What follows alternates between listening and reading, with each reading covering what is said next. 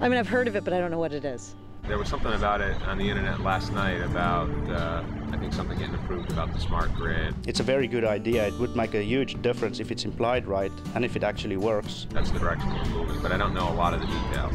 I think the smart grid is either using less energy to smarten up the grids of the power stuff, or one central power grid, all linked together.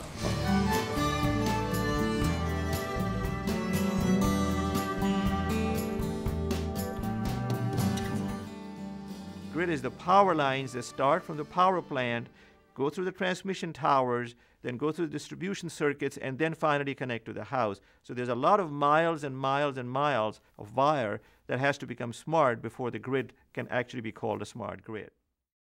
The digital network is being put on top of the 1950s analog power network, because the power network will still exist. It's just how we operate the power network will get more sophisticated by bringing on digital control. So the opportunity for us is to fundamentally drive to the most reliable, secure grid we have, load it with renewable, good, clean resources available to us, mitigate our need for that energy by driving energy efficiency and really focusing on getting demand down. And that's the opportunity we have together.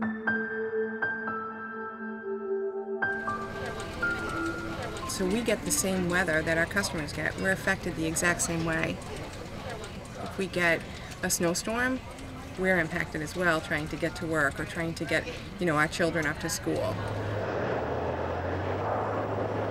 That was, I believe, 12 days straight, 12 hours a day, every customer without power. With the smart grid system, it's easier to determine where those wires may actually be down on the ground.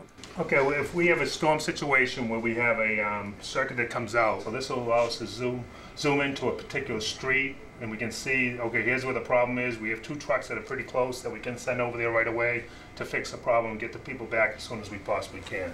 Smart grid is going to be taking that information and bringing it all the way down to the homeowner, and then taking that information we gained at the home and bringing it back and making really intelligent choices. How's the system performing? Where are the loads today? Who has power, who doesn't? Did we restore everyone when we did close the device and thought we did? That kind of information being brought back makes us more efficient, and hence hopefully brings a lot of value back to the customer and hopefully to the company.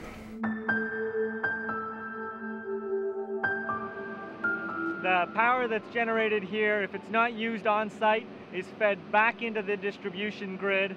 And when this building needs power and the sun isn't out or it's nighttime, it draws power back out from the distribution grid. So the solar panels are only producing when the sun is out. The wind towers are only producing when the wind is blowing. We need a grid that can handle the dynamic intermittency of the energy supplied into our networks.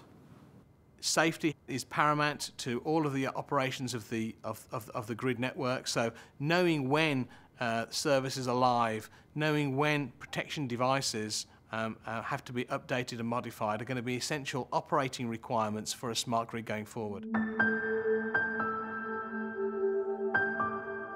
The way I understand it, it should actually cost us less if they implement it right. When you talk about the smart grid, even though there's minimal amounts of additional equipment that the public actually sees on a utility pole, they do perceive it as something more, something extra. Before we start installing meters out in the field, typically you want to get the systems up and running and the integration back into their back office systems. So now as we start installing those meters, they're able to communicate back through those systems, and we're able to start taking advantage of the communications capabilities of those new meters. We're going to allow customers to have access to real-time data, real-time information, and they're going to know and see the benefits of making different choices. What I see is pricing signals coming into the home over our two-way wireless network. Devices in the home will take those prices and it'll allow customers to put in their own programming, so to speak, for their homes. If I could see significant changes to it right before my eyes every day, that'd be very helpful. They can say, Between these hours, I'm willing to live with a couple degrees higher temperature. Between these hours, I'm willing to have the water heater turn off for a little while. Between these hours, I'm willing to have the lights go dimmer in certain parts of the home. So if I'm running more, well, I can take steps to correct that right away. Perhaps I'm leaving my outside light on. Gives the customer a better deal at the end of the day and conserves. And when you look at the intent of understanding and driving low carbon generation resources, optimizing the use of energy across the grid, and fundamentally driving down demand, Smart Grid is a technology that begins to connect all of those pieces. We're still in our early stages, but I see a great future in front of it.